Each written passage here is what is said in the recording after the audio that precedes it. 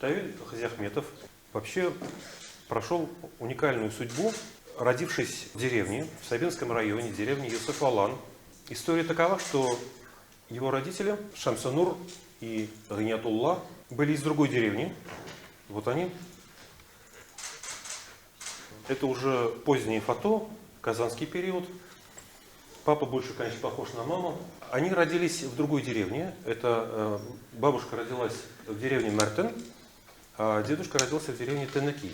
И вот они потом в последующем переехали в Юсуф-Алан, где папа и родился. История такова, что деревня Тенеки, по-русски Теньки, она славилась тем, что издревле была деревня ювелиров, так же, как и эта традиция перешла и уже в Юсуф-Алан, как более позднюю образованную, основанную, назовем так, деревню.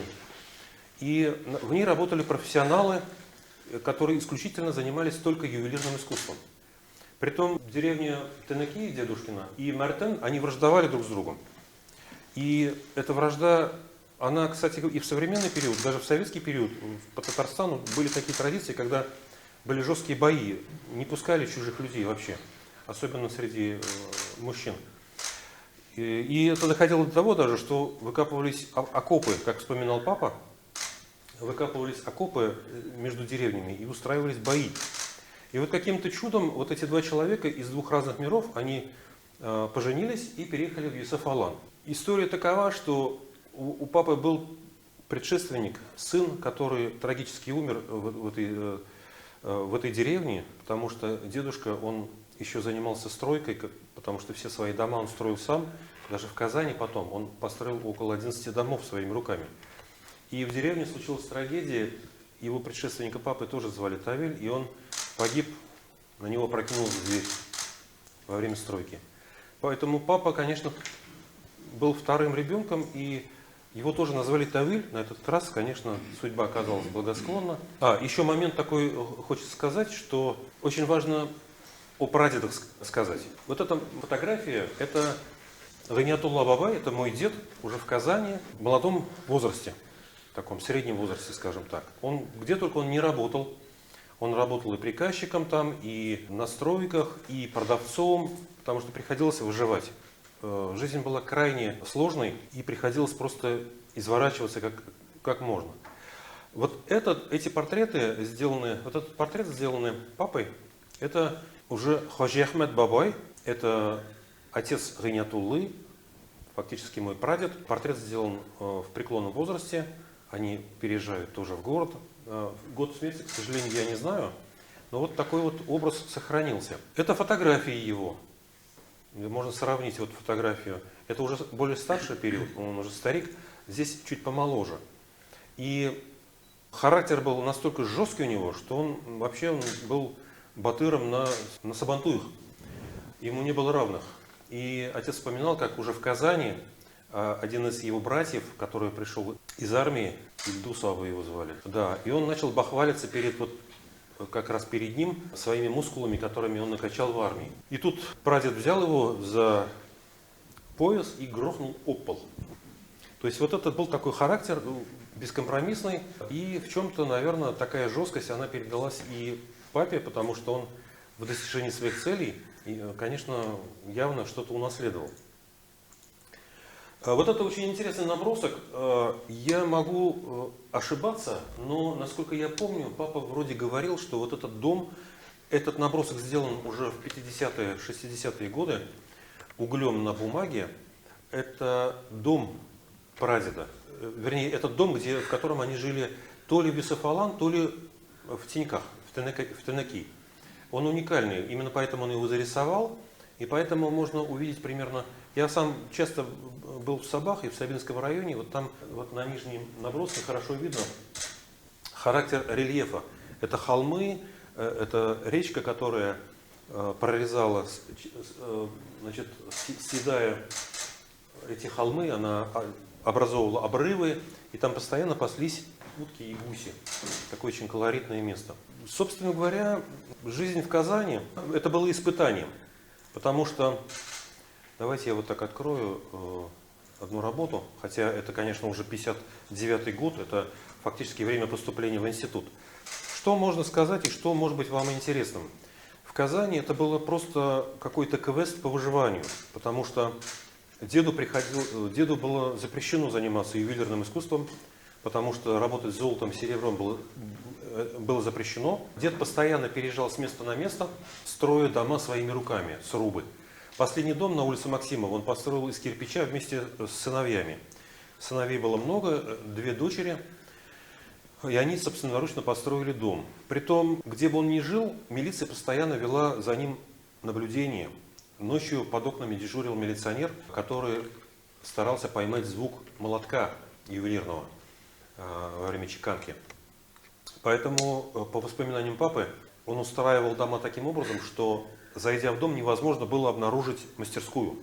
Это была такая потайная комната, которая очень хитро была устроена, и это вот выручало. Но в итоге получился конфуз, потому что милиционер, который уснул под окном ночью, возвращающийся из клуба молодежь, просто избила жестко. И на следующий день деда, его затаскали в милицию. Его просто замучили. И когда выяснили, конечно, что он к этому не причастен, то его отпустили.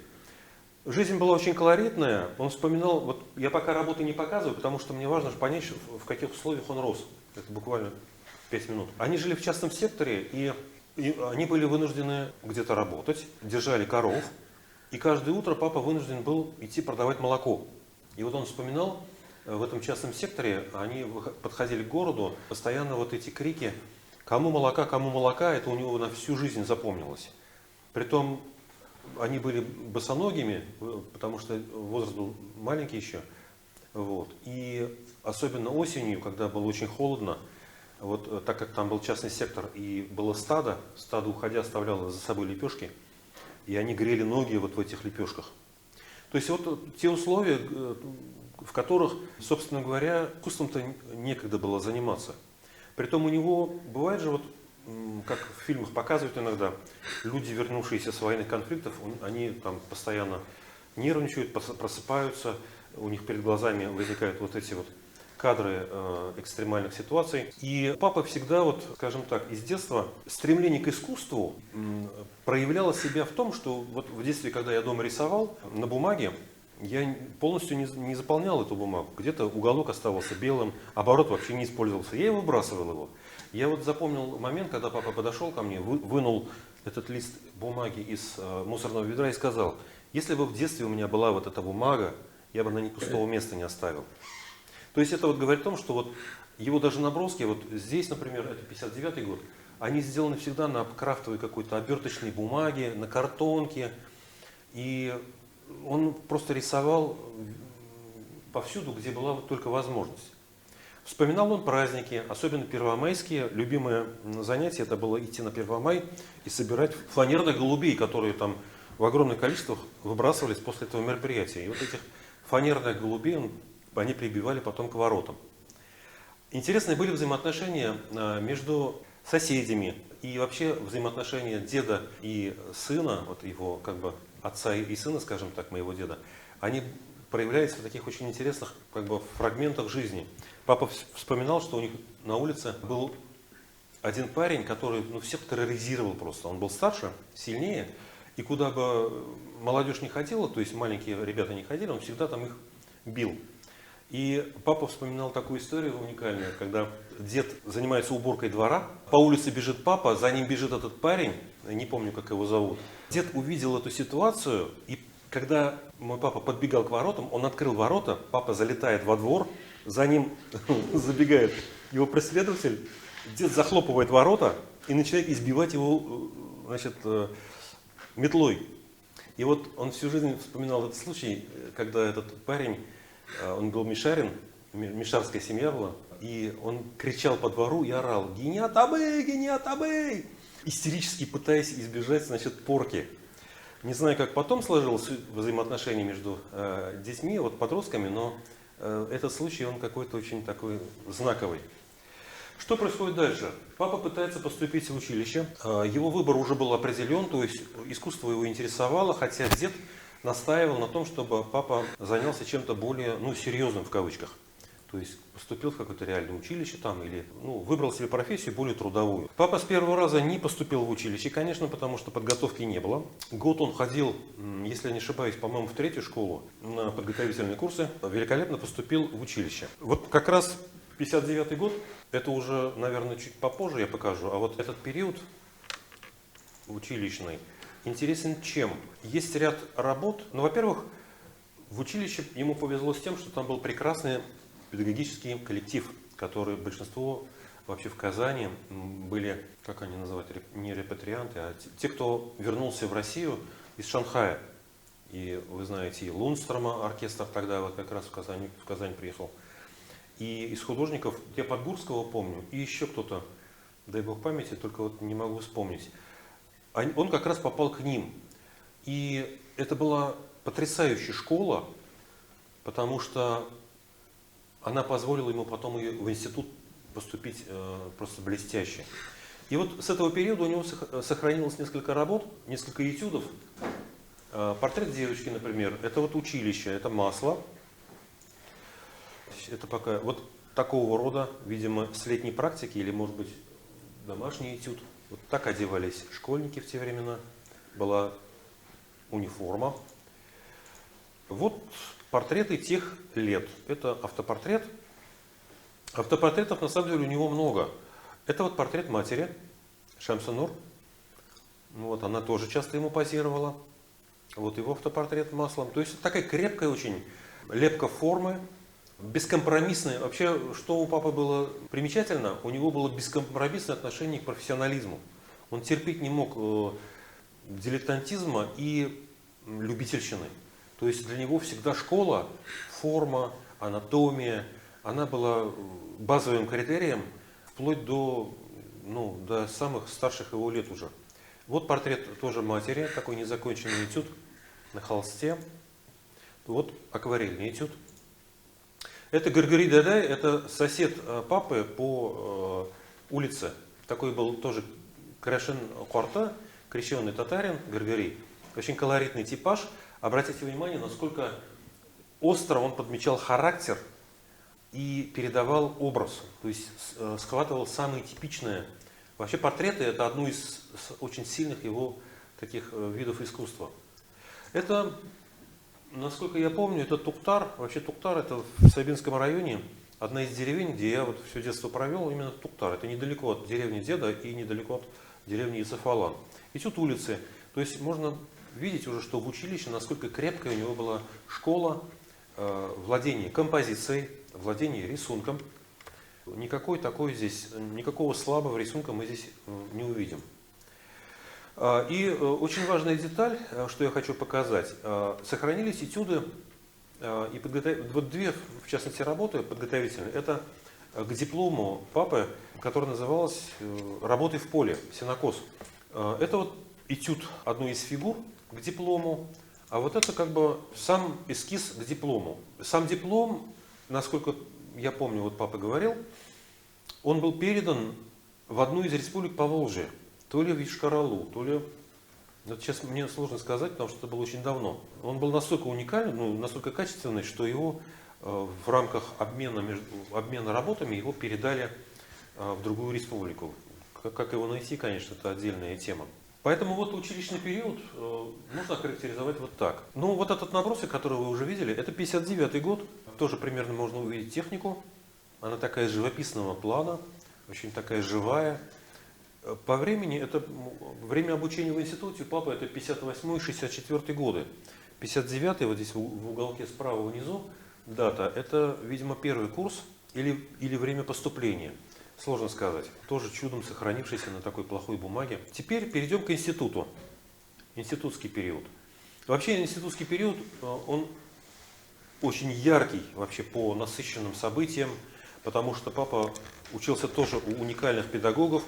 Это, в частности, Пахомов Алексей Федорович, знаменитый советский вообще художник, автор детских книг. Он учился у Рудакова, знаменитого художника, который иллюстрировал французскую классику в том числе. И вообще с папой параллельно или младше, или старше учились уникальные художники. В частности, допустим, Майофис.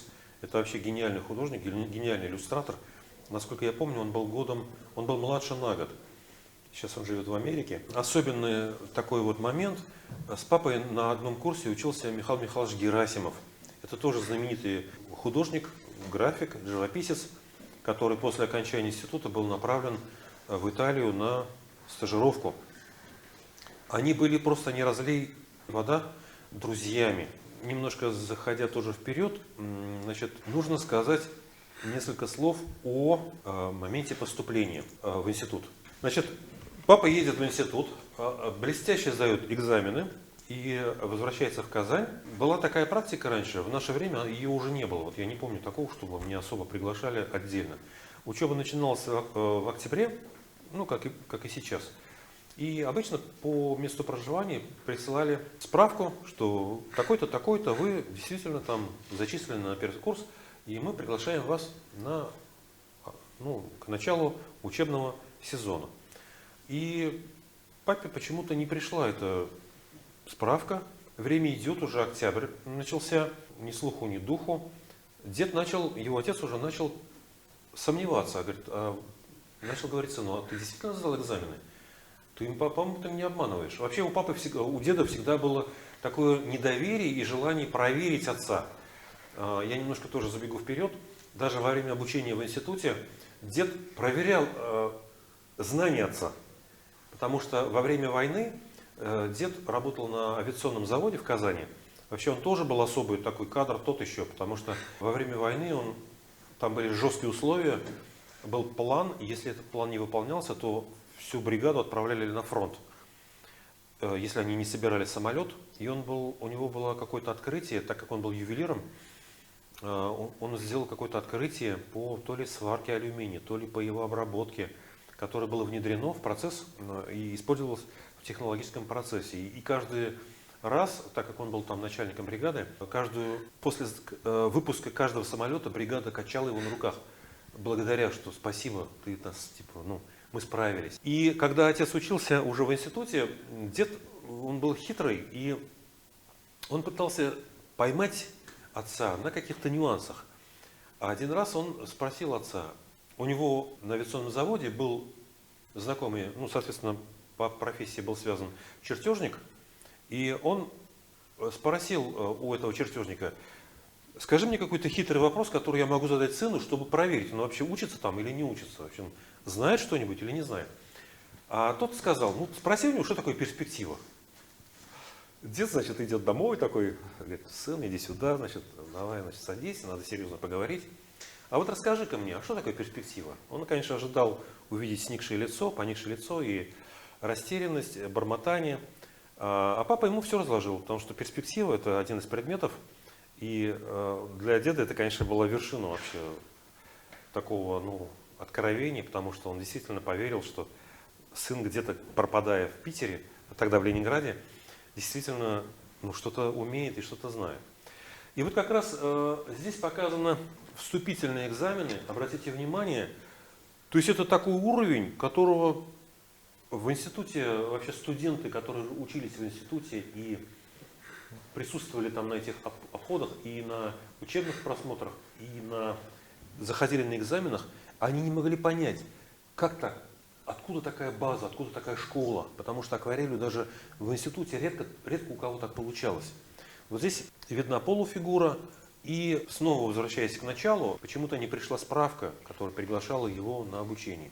Папа едет в институт, и выясняется, что его отчислили. Такая потрясающая история совершенно, уникальная такая, даже не уникальная, не знаю. То есть на его место взяли другого человека. Наверное, подумали, что папа там из какой-то глухой деревни, из какой-то Казани, пока не разберутся, пока там он, может быть, еще и ничего и не скажет. И папа фактически за пару месяцев поднимает там ураган по всем фронтам. Вот опять-таки это говорит о многое о характере. Он, насколько там было судебное разбирательство, не знаю, но ему удается записаться в приемник Фурцевой. Вообще, чтобы понимать, кто такая Фурцева, это вообще как греческая богиня там на Олимпе, понимаете, она была в то время, 68-е годы, она была секретарем ЦК КПСС.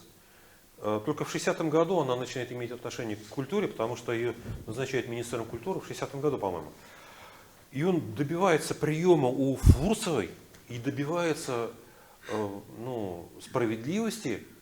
Эту коменданта, получается, что комендант общежития, в котором он жил во время экзаменов, написала донос, не донос, а заявление в ректорат, что такой-то, такой-то во время поступления дебоширил там, плохо себя вел, поэтому давайте мы его отчислим.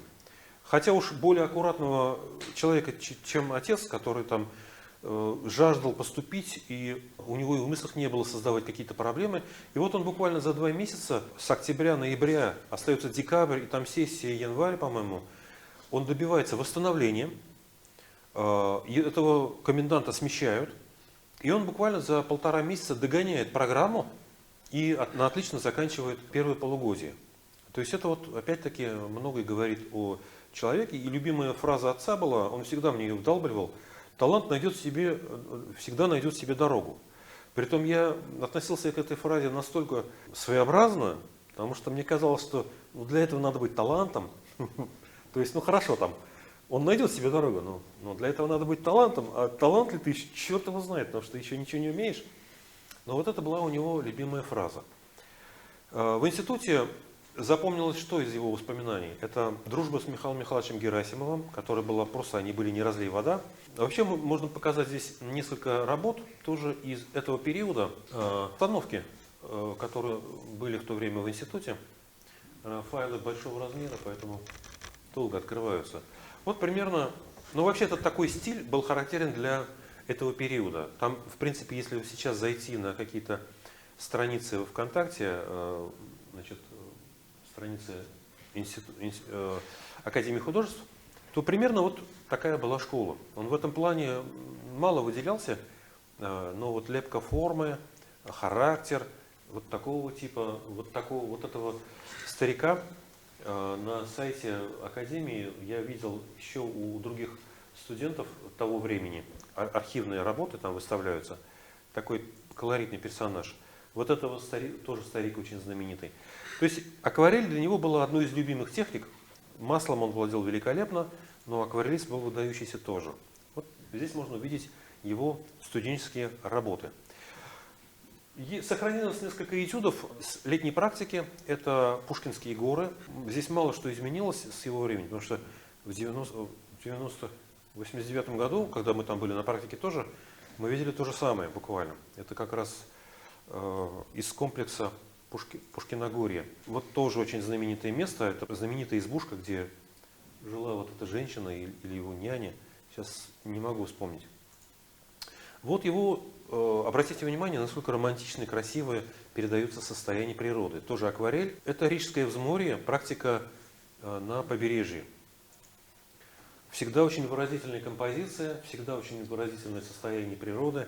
То есть меня всегда восхищало вот это композиционное решение здесь, очень монументальное. Это практика в Прибалтике. Это разные года. Соответственно, каждый год студенты ездили, как правило, в одно место.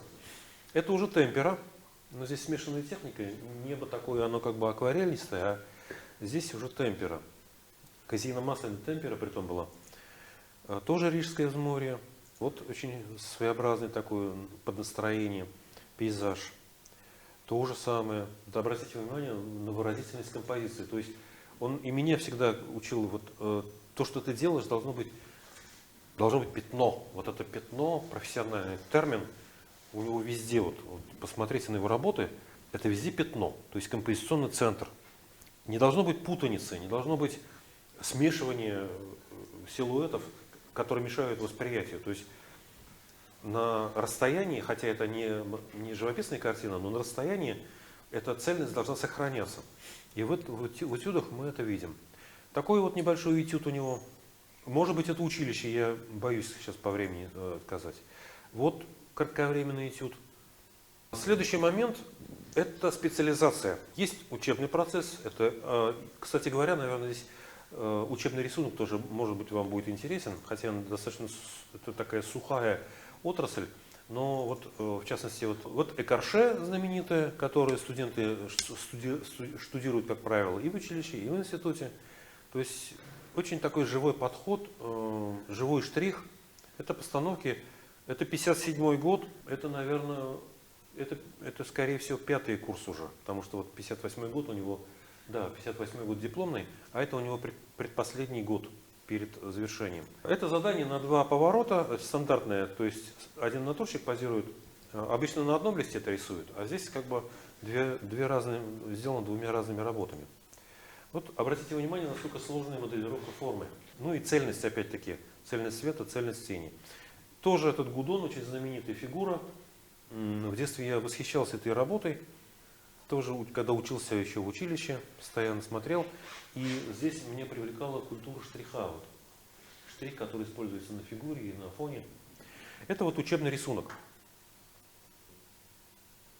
Следующий момент — это специализация, которая уже является как бы одним шагом в профессию. В институте существует на 3-м курсе выбор мастерской. Или человек идет, или студент идет в станковую графику, или в книжную графику. Папа выбрал книжную графику и учился, вот он как раз я хочу показать, тем, у кого он учился. Вот Рудаков, он был знаменит вот этими своими знаменитыми литографиями. В частности, вот эти литографии были подарены отцу, и он сохранял их в память о годах учебы. Особенно характерны у него к Наташе Гончаровой, к русской классике, к Толстому иллюстрация и вот такого рода литографии. Скорее всего, это не иллюстрация, это даже более ранее. Там, видите, стоит более ранняя дата. Это вообще очень старая работа, 1934 года, но она была подарена отцу, хотя папа учился в 60-х годах. Тоже Рудаков. Это литография на камне. Это такой огромный блок. Он шлифуется, камень. На нем специальными жировыми мелками рисуется рисунок. Он получается зеркальным в итоге. И на нем как бы надо стараться не делать ошибок. В институте все, как правило, проходят практику. Проходится афорт, литография, ксилография. И вот как раз эти работы были подарены ему Рудакову. Вот знаменитый тоже рудаковский стиль. Это уже не жировым мелком, а на литографии существует литографская тушь. На камне рисуют тушью и кистью. Это как раз пример работы литографской тушь. И, к сожалению, Пахомова у меня примеров нет, но я думаю, что вы о нем слышали. Это знаменитое его «Что такое хорошо, что такое плохо», о милиционере. Вот эта эпоха, она, там много ярчайших примеров тоже такого. Рисунок углем, карандашом. Папа, в принципе, очень много взял именно от них. Это крепкий реалистический рисунок, очень характерные персонажи. Кстати говоря, вот здесь с ангиной хочу показать вам. Когда я делал сканы, я старался делать их хорошего качества. Вот, а при подготовке... Этот уникальный человек, который жил в одной комнате с папой, это албанец. Звали его Зевшоши. Зевшоши, колоритнейший типаж. Они с папой подрались по какой-то причине. Вот тогда пришлось подраться, потому что он был, ну, в общем-то, потом его забрали обратно в Албанию, потому что он оказался больным человеком, к сожалению, психически. Но вот папе пришлось испытать его ярость. И вот в общежитии он однажды сделал его портрет. Такой тоже очень деталь, которая, может быть, много что-то говорит о человеке. И вот переходим к тематике специализации. Особенно вот мне хочется сделать акцент на афорте. Афорт у папы вообще тоже, у меня вообще было всегда ощущение, что все, что он не делал, ему давалось с лету. Потому что все, за что он не брался, у него выглядело очень профессионально. И вообще, для того, чтобы представить, что это такое, это гравюра на металле, сделанная, и там ошибка вообще недопустима. Это фактически быстрый набросок с натуры. Исаки, и хорошо видно техника афорта, это когда печатается на влажной бумаге, афорт оставляет отпечаток по краям, видите, такой вот с завальцованными краями. Почему завальцованными? Завальцованными полукруглыми, потому что когда печатаешь афорт с острыми углами, он рвет бумагу. Поэтому при подготовке доски обычно края сглаживают, и этого удается избежать.